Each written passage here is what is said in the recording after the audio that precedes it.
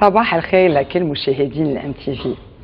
المي والطاقة والبيئة والمواد الغذائية والاحتباس الحراري أمور كتير مهمة اليوم بتشغل عصرنا، ولكن هي أمور كمان فينا نتفاديها، ويمكن كمان بالعلم اللي وصلنا له اليوم والتطور وبناس مثل الأفضال كتير من اللبنانية فينا كمان كتير نتفادى أمور وكوارث طبيعية بأمور أكيد فينا نحن نجعلها كتير كمان إيجابية. اليوم ضيفي مميز مباشرة اجى امبارحة من باريس، حضرته دبلوماسي ومستشار الرئيس الفرنسي نيكولا ساركوزي بالشؤون الشرق أوسطية. بحب رحب بفقرة كتاب بمسيو باتريك باراكان. Vous êtes le bienvenu. Merci. Je sais que vous êtes arrivé juste hier. En effet. Et vous avez un colloque dont vous faites partie. Voilà, sur le développement durable. Exactement, dont on va parler en tout cas. Et donc vous êtes le bienvenu à l'AMTV. Merci, merci. Et à l'émission Kitab. C'est moi qui suis très heureux d'être votre invité aujourd'hui. Le plaisir est le mien. Monsieur Patrick Barakan هو رئيس أو أمين سر Union du développement de la Méditerranée pour la Méditerranée، وحضرته من مواليد فرنسا 1957، وهو خريج الإيكول نورمال دو سان كلو سوبيريور دو سان كلو، ولديه شهادة عليا بالفلسفة والاقتصاد والعلوم الاجتماعية، وكما أنه أهم يمكن يوم وظيفة عنده إياها هو أكيد المشاريع اللي عم بتصير ما بين فرنسا ولبنان و43 أو 42 بلد غير لبنان هي بالحوض المتوسط. Monsieur Barakan, donc vous êtes le secrétaire général de l'Union pour la Méditerranée et UPM. Donc de la mission aussi interministérielle, et on aimerait bien savoir comment cette union s'est formée et quels en sont les buts. Alors donc, précisément,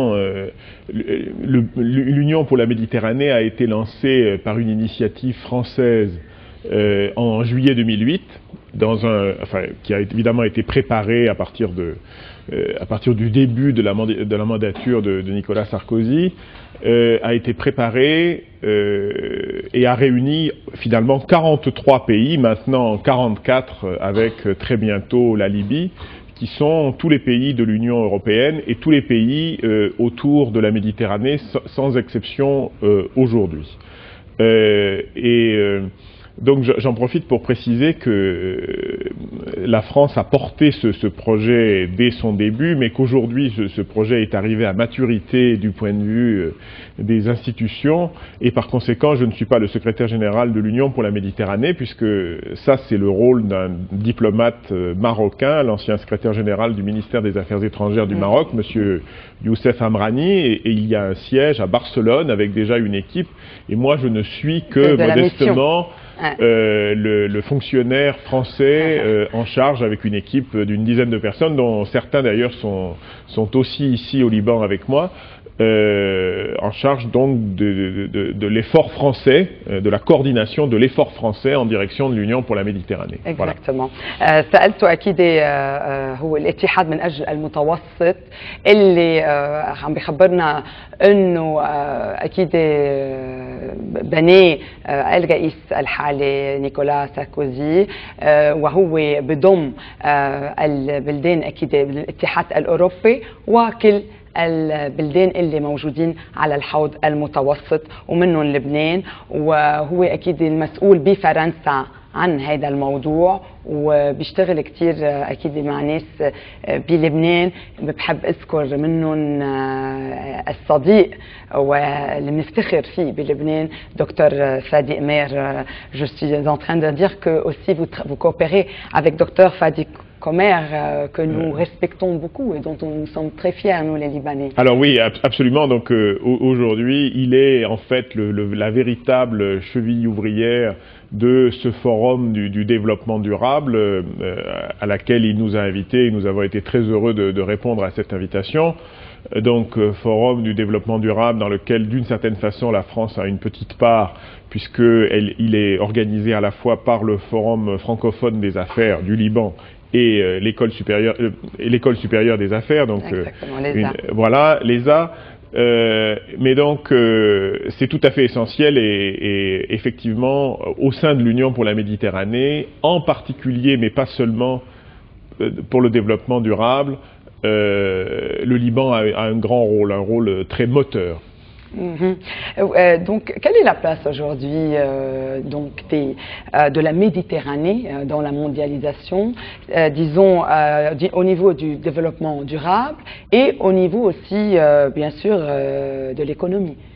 Alors, je n'ai pas complètement répondu à votre question tout à l'heure, quel était l'esprit de cette création, mais c'est vous qui m'en donnez l'occasion, et vous avez raison, c'est la nouvelle donne de la mondialisation qui a donné l'idée à un certain nombre de pays et un certain nombre de dirigeants autour de la Méditerranée de faire ce que, au fond, ce qui aujourd'hui paraît si logique et qui pourtant n'était absolument pas fait. Puisque il est parfaitement évident que l'Occident aujourd'hui garde une certaine prééminence sur le plan technique, mais plus vraiment sur le plan économique, qu'il y a une forte redistribution à la fois des rôles, des dominances et de la richesse, et que d'autre part, la Méditerranée est une région dans laquelle le contraste de développement est le plus fort au monde pour des zones contiguës, un rapport de 1 à 8, 1 à 10, 10 certains.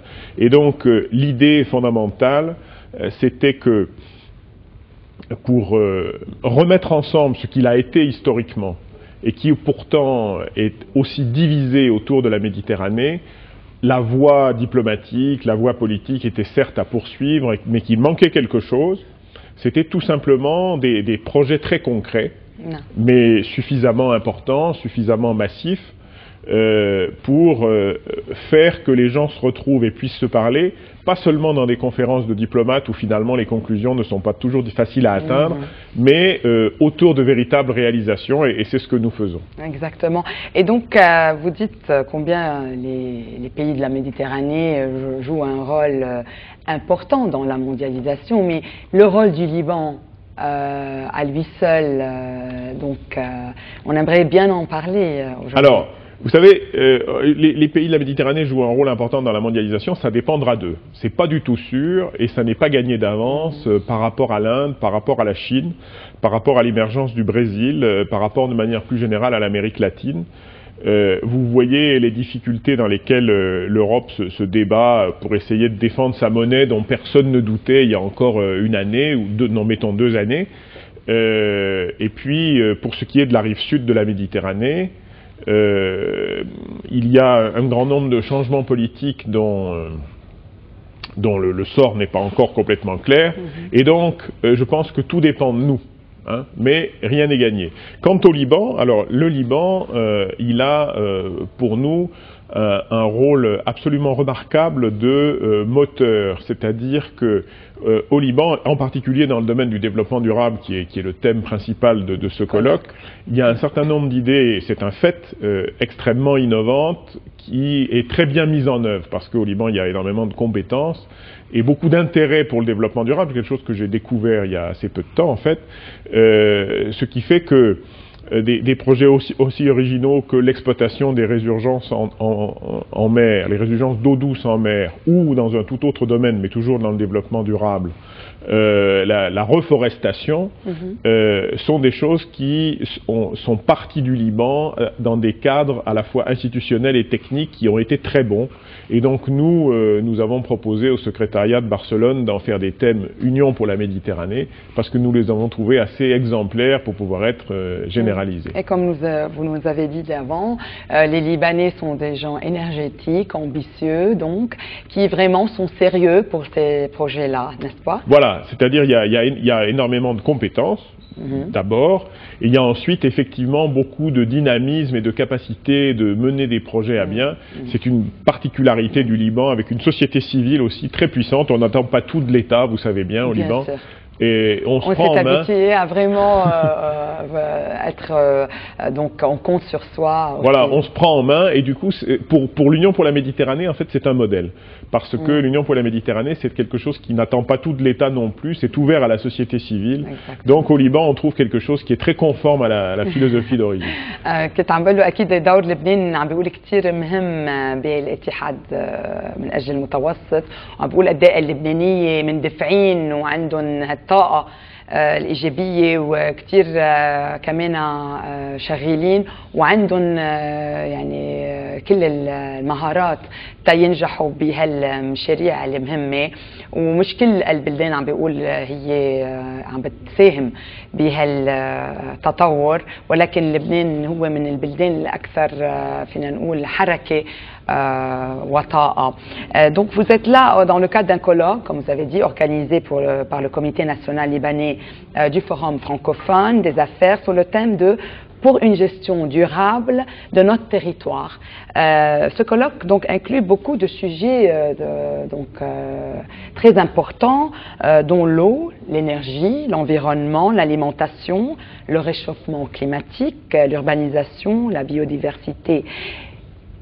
Quelle est l'importance d'un colloque pareil aujourd'hui au XXIe siècle? Alors, vous savez que les problèmes qui vont affecter la vie quotidienne des gens, parce que évidemment quand on fait des colloques, la première idée qui vient à l'esprit, c'est que c'est encore des gens qui parlent, peut-être des gens qui disent des choses intelligentes, mais ça ne change pas grand-chose pour notre vie quotidienne. Eh bien, je pense que c'est pas vrai. Je pense que c'est pas vrai, et je pense qu'il faut qu'on s'habitue tous à la nouvelle façon de gouverner l'État, parce que la nouvelle façon de gouverner le sort des gens, l'État et le sort des gens, eh bien c'est une façon de gouverner le monde. On est tous confrontés à des sujets qui ne peuvent se régler que dans un cadre plus ou moins mondial. Alors, quelle est l'importance d'un colloque comme celui-là? Eh bien, c'est qu'il réunit des gens à une échelle internationale, il prépare par ailleurs l'intervention du Liban dans plusieurs colloques qui vont se tenir dans les mois et les années qui viennent, en vue par exemple de relancer les négociations sur le climat, en vue de préparer la conférence Rio+20 qui parlera des questions du climat et de manière générale de toutes les questions d'environnement durable.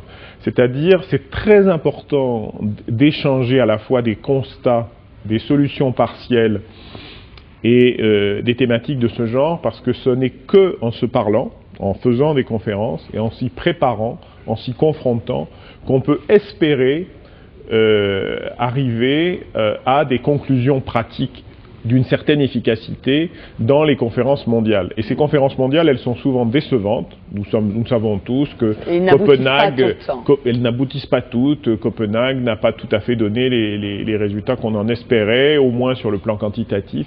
Mais en fait, ça n'est vraiment pas du tout une raison pour abandonner, au contraire, parce que sans cela, la dérive serait terrible. Donc c'est une excellente initiative de la part du docteur Fadi Komer d'avoir voulu lancer cette conférence au Liban, parce que c'est une pierre importante, méditerranéenne, à l'édifice de la gouvernance mondiale qui, sur le climat, sur l'écologie et sur plein d'autres sujets, sur la monnaie par exemple, est aujourd'hui, qu'on le veuille ou non, notre sort à tous. Bien sûr.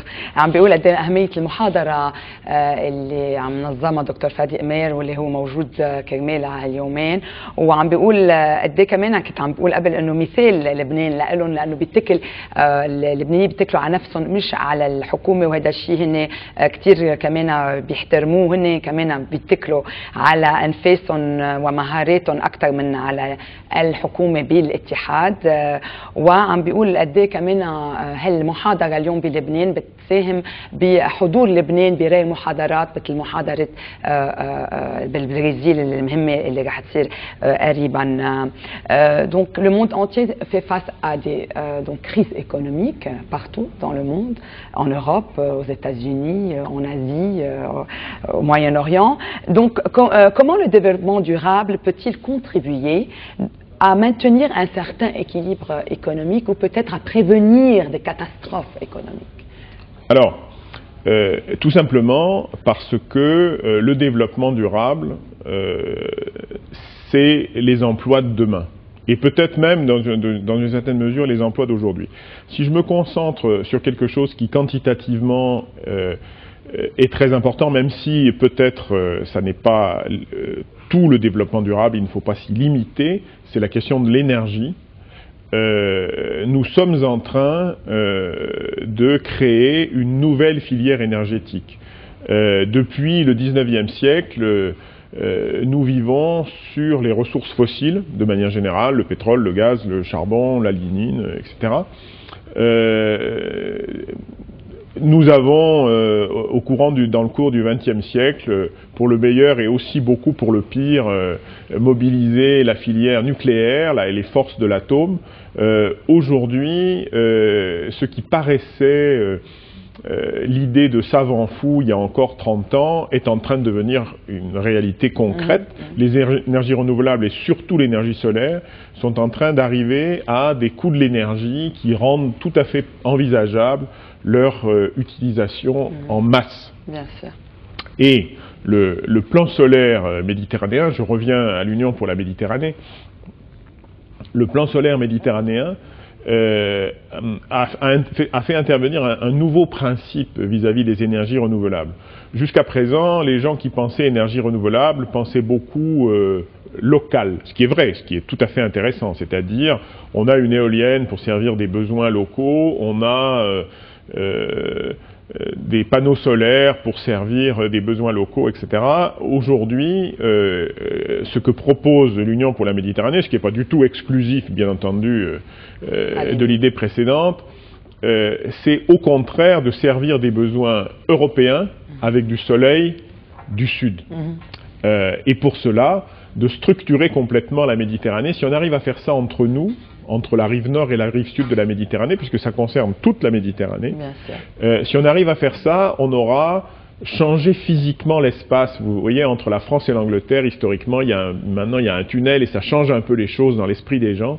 Eh bien, s'il y a 5 grandes lignes de courant qui traversent la Méditerranée à différents endroits, à Gibraltar, avec la Corse et la Sicile, avec la Sardaigne, etc., et à l'est, par la terre, pour aller finalement donner des électrons qu'on appelle les électrons verts, qui ne sont pas verts mais qui sont durables. Ouais, dans le sens. Voilà, pour aller donner des électrons verts à l'Allemagne, au Danemark, etc. Eh bien, vraiment, on aura fait quelque chose ensemble d'extrêmement significatif. Bien sûr. En tout cas, vous avez sonné l'alarme de la nature et. Voilà. Mais il ne faut pas oublier que c'est plusieurs centaines de milliers. Si on arrivait, et on y arrivera, j'en suis persuadé, aux 20 gigawatts que nous envisageons pour le plan solaire, par exemple, eh bien à ce moment-là, il y aurait de l'ordre d'1 million d'emplois directs et indirects. Donc c'est tout à fait significatif en termes de... Ça changera.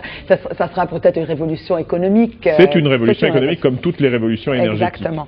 Vous travaillez aussi pour un projet de reboisement sur la totalité du Liban, donc en partenariat avec l'association Joujour Lubnan. Et parlez-nous de ce projet qui semble très très intéressant. Alors d'abord, nous ne travaillons pas, nous profitons du travail de l'association Joujour Lubnan et nous avons proposé à cette association de généraliser, de proposer les méthodes de cette association à une échelle large, parce que les problèmes de déboisement du Liban sont des problèmes très anciens et très connus, mais ils sont quand même assez généralisés autour de la Méditerranée, quelquefois un peu moins graves, quelquefois tout à fait aussi graves. En tout cas, les caractéristiques des sols, les caractéristiques pédologiques, climatiques, etc. se retrouvent à d'autres endroits. Donc ce qui marche au Liban peut marcher ailleurs. Et donc, ce qui nous a intéressé dans ce projet-là particulier, ce qui fait que nous avons proposé que ça devienne un projet d'union pour la Méditerranée et que la France, du coup, soutient le projet libanais au sein de l'Union pour la Méditerranée, c'est tout simplement la qualité technique et de gestion de cette tentative de reboisement. Des tentatives de reboisement, il y en a de beaucoup de sortes. Exactement. Il y a beaucoup d'initiatives. Il y a beaucoup d'initiatives et elles sont toutes bonnes, bien entendu, il faut les retenir. Mais là, nous avons été intéressés par la qualité scientifique qui était garantie par l'Université Saint-Joseph. Nous avons été intéressés par la qualité de gestion qui, à cause de l'engagement des gens qui poussent cette ONG, nous avons été très sensibles au fait que c'était une initiative vraiment sortie de la société civile et une fois de plus, je le disais tout à l'heure, nous pensons que c'est la bonne voie. Ne pas tout attendre de l'État. Exactement. هن تبنوا مشروع تشجير لبنان كله على كل أراضي لبنان مش بس بمنطقة واحدة أكيد مع أورجانيزاسيون جذور لبنان وعم بيقول قد ايه هن تبنوها لأنه أكيد مشغولة بطريقة كتير يعني صحيحة وعم بيقول كمان إنه قد ايه هون بعد مرة اللبناني بيتكل على حاله وعلى كمان كل يعني المادة اللي جاية من أشخاص ولا مش من الحكومة وعنا كمان رح يساعدوا لكن بإعادة تشجير لبنان. Vous avez aussi des projets innovants que vous développez en collaboration avec la Chambre de commerce libanaise. Si vous pouvez nous en parler très brièvement. Alors oui, très brièvement, il y a aussi un des buts de l'Union pour la Méditerranée, c'est à court terme de développer les emplois. L'axe qui a été choisi, c'est les petites et moyennes entreprises, SMEs en anglais. Et nous avons trouvé, et ça ce n'est pas du tout étonnant, compte tenu de la légendaire capacité d'entreprendre libanaise, nous avons trouvé un extraordinaire soutien auprès de Mohamed Chouker, du président de la Chambre de commerce libanaise, pour plusieurs projets de l'Union pour la Méditerranée, dont un qui est typiquement français, donc qui me tient à cœur. Il a été lancé par la France au départ, et les premiers qui l'ont rejoint, c'est le Liban qui a rejoint ce projet.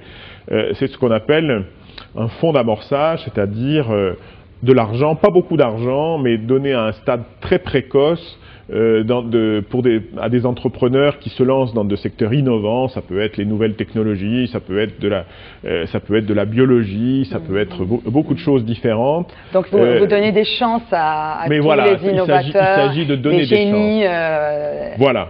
Et donc le Liban est le premier à avoir rejoint cette initiative française qui s'appelle l'initiative Faro, Fonds d'amorçage et d'orientation.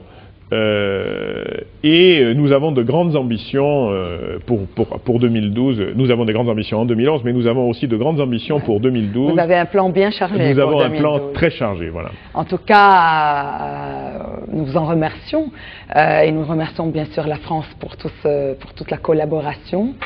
Nous sommes fiers d'être libanais et fiers de collaborer avec les Français. عم بيلاقوا فرص عمل يعني قد ايه جميل انه بكل هالتجديد الطاقه للمشاريع تجديد الطاقه اللي بيشتغلوها كفرنسيين مع 43 بلد ومنهم لبنان وهذا الشيء عم بيقول قد ايه ممكن يولد فرص عمل وهذا اللي عاوزينه اكيد بلبنان وبكل جميع انحاء العالم لانه عم نواجه اكيد كثير من الصعوبات الاقتصاديه. Monsieur Patrick Barakan, nous vous remercions. Merci encore une fois d'avoir accepté d'être mon invité aujourd'hui et j'espère vous revoir bientôt pour de nouveaux projets pour l'Union pour la Méditerranée. Merci beaucoup madame et je le souhaite également. Merci à vous. مشاهدينا الكرام انا بشوفكم نهار الخميس ولكن قبل ما ودعكم بحب اقول لها بونجور لزميلتي ريبيكا. بونجور كارين. كيفك اليوم؟ بونجور لضيفك كمان. ماشي الحال الحمد لله. شو قد ايه مهم اليوم مشاريع تجديد الطاقه اللي قد ايه بتامن فرص عمل كمان للشبيبه اليوم. يعني مش بس فرص عمل حتى كمان بتوفر كثير من الطاقة يلي ما نحن في شك. بحاجة لها أكثر من أي وقت، ما خصوصا في شك. كلفتها كثير غالية بلبنان. ما في شك. اليوم عن شو رح تحكي يعني صراحة بدي أتوقف مع تعليق الطيارين اللبنانيين رحلاتهم، وكتار من المسافرين اتصلوا فينا في طيارة أو ما في طيارة، وبالوقت ذاته كمان رح انتقل للحازمية من بعد ما انتقل لمطار بيروت بموضوع كمان إقفال مكاتب سوق السيارات، مكاتب التاكسي بالحازمية. نعم. إلا أكيد إضافة لاتصالات المشاهدين. أكيد مواضيع كثير مهمة وبتهم كل المواطنين اللبنانيين، لكن نبقى معك ريبيكا بس من بعد بريك إعلاني. ميرسي كارين.